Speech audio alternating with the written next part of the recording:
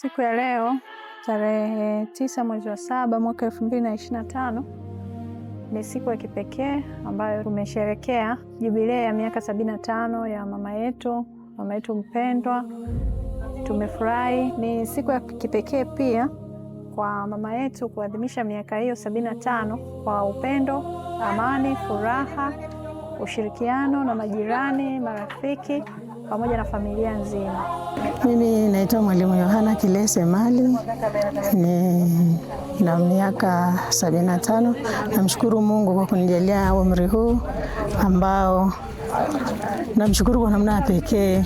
Ameniepushia mabaya mengi, mambo mengi ya kutisha, ya kufurahisha, yamenifurahisha mengi.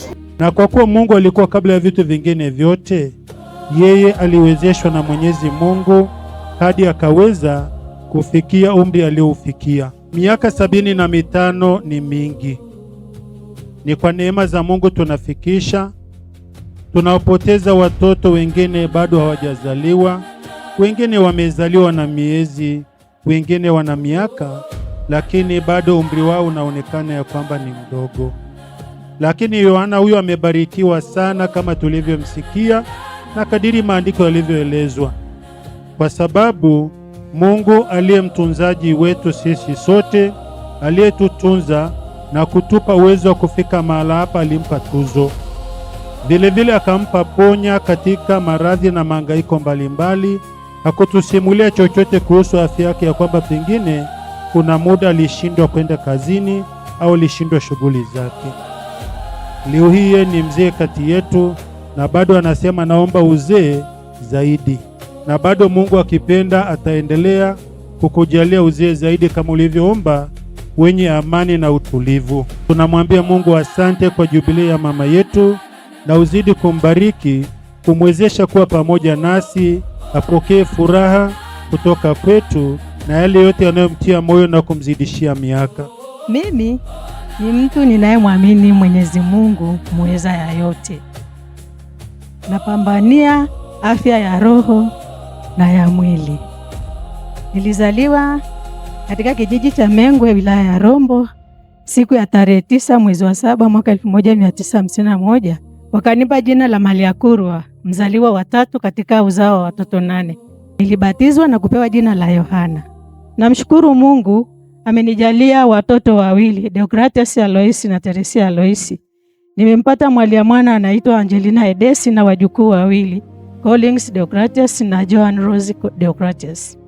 Namshukuru Mungu katika kazi yangu ya wito wa walimu, nikiwa na walimu wenzangu, tunajifunia kuwafundisha ambao wamekuwa viongozi, madaktari, wauguzi, mapadre, wachungaji, mashehe, maaskari, maprofesa, matajiri, wafugaji, wakulima, wafanye biashara, wajasiriamali na wengine wengi zaidi sana, walimu wenzangu ambao ndio warithi wetu. Namuomba Mwenyezi Mungu anijalie uzee wenye amani na utulivu, na pia anijalie kifo chema. Asanteni na karibuni sana.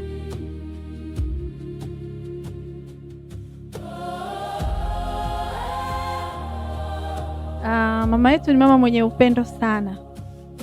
Tumejifunza mambo mengi kupitia malezi yake, na yametusaidia na yametujenga kuweza kuishi na watu huko duniani, maeneo mengine ambako tumejaliwa kufanya majukumu ya serikali pamoja na binafsi. Tumefundishwa uvumilivu katika changamoto yoyote ambayo inakukuta, lakini kuwa wajasiri katika changamoto yoyote inayotukuta. Hajawahi kutuambia moja kwa moja kwamba hii ni changamoto, lakini kupitia matendo yake, kupitia namna anavyojua kukabili changamoto zozote, na sisi tunakuwa tumejifunza. Kikubwa sana ambacho tumejifunza kwa mama ni kutokumbagua mtu yoyote na kuweza kueneza upendo kwa mtu yoyote bila kujali dini, kabila, rangi, umri. Ametufundisha tuheshimu wote. Na miaka 75 hana miwani na ana kumbukumbu za kutosha. Kwa hiyo sisi tunaendelea kumwombea uzee wenye amani na upendo kama mwenyewe alivyoomba, na sisi wenyewe tunaendelea kuombea mama yetu. Pamoja na yote, tunamshukuru sana, ametuwezesha tumeweza kufika hapa tulipo. Hatujafika tunapopataka, lakini kwa uwezo wa Mungu tunamshukuru tulipofika. Ametusomesha kwa kusaidiana pia na ndugu zetu. Mjomba wangu yuko pale na shangazi pamoja na wengine wote waliotusapoti, walimu nimewaona wastaafu na ambao wapo kwenye walimu kama Teresia pale. Wote kwa pamoja umetuwezesha kwa kweli. Maana bila walimu hata hapa tulipofika tusingeweza kufika. Tusingeweza kujua kusoma na kuandika. Pamoja na kwamba tulizaliwa wawili nyumbani kwa maana ya tumbo lake, lakini tumeishi watu wengi sana katika familia yetu. Mara nyingi huwa nawatolea hata mifano walimu nikikutana nao na kuongea nao maeneo ya kazi ambayo tunakuwepo. Huwa namtolea sana mfano mama. Kwamba pamoja na kwamba tumepewa hizi ajira, tumebarikiwa, lakini mshike mkono yoyote yule ambaye unaona Mungu amekubariki kumshika. Kwa hiyo si nyumbani kwetu hatujawahi kukaa watatu, baba mama na watoto wawili, hapana.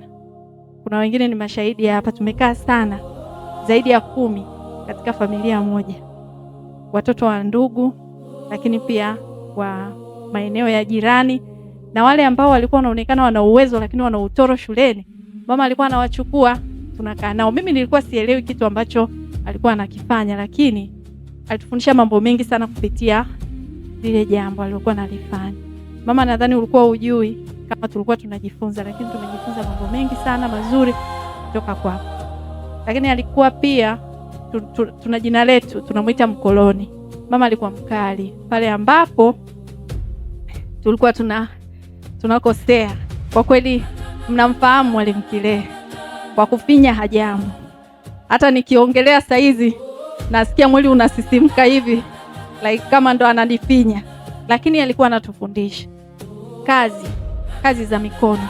Tumefundishwa sana kupitia kazi hizo ambazo zilikuwa zinampatia mama kipato. Tunakwenda kusoma, tunafuga, tunafanyaje. Kwa hiyo mama, sisi tunakushukuru sana. Mengine mimi nadhani hatuwezi, lakini hatuwezi kukufikia hata kwa sasa hivi tunavyoona, lakini tunamshukuru Mungu kwa kila jambo. Umetufundisha unyenyekevu, umetufundisha kuwa na matumaini, umetufundisha kusali na kumtumaini Mungu kwa kila jambo. Hata kama changamoto kubwa ikikupata, basi ukimtumaini Mungu, maisha yanaenda vizuri. Kwa hiyo hata huko tuliko, mimi naamini tunaishi na watu vizuri. Pale ambapo tunakoseana kwa kupenda au kutokupenda, tunasameheana na kazi zinaendelea. Kwa kweli ni mama wa upendo sana.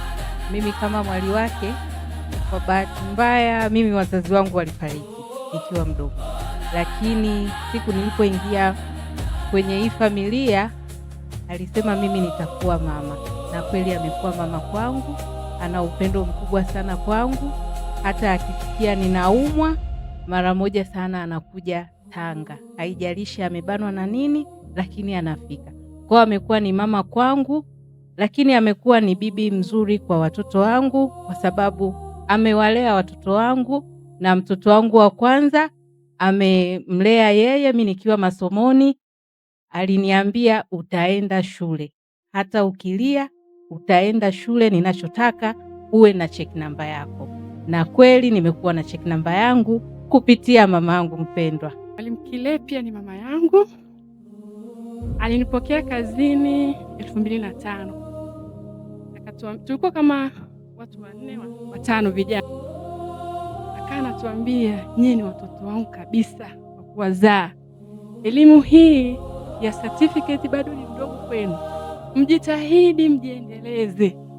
Kwa hiyo mimi nashukuru ule ushauri wake mimi nilichukua. Siku ile tukaanza kujiendeleza, tukafikia hatua fulani. Asante mama. Mungu akubariki, azidi kukupa.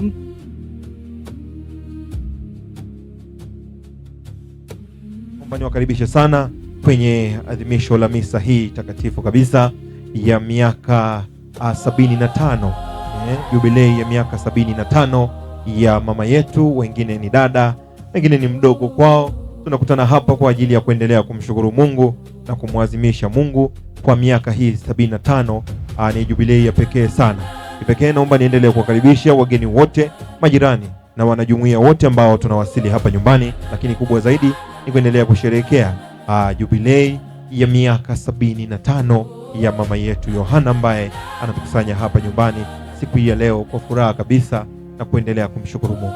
Naomba wale ambao tupo mbali na mnasikia sauti hii, naomba tuanze kusogea sasa kwa ajili ya kujiandaa na adhimisho la misa hii takatifu ya jubilei ya miaka 75 ya kuzaliwa kwa mama yetu.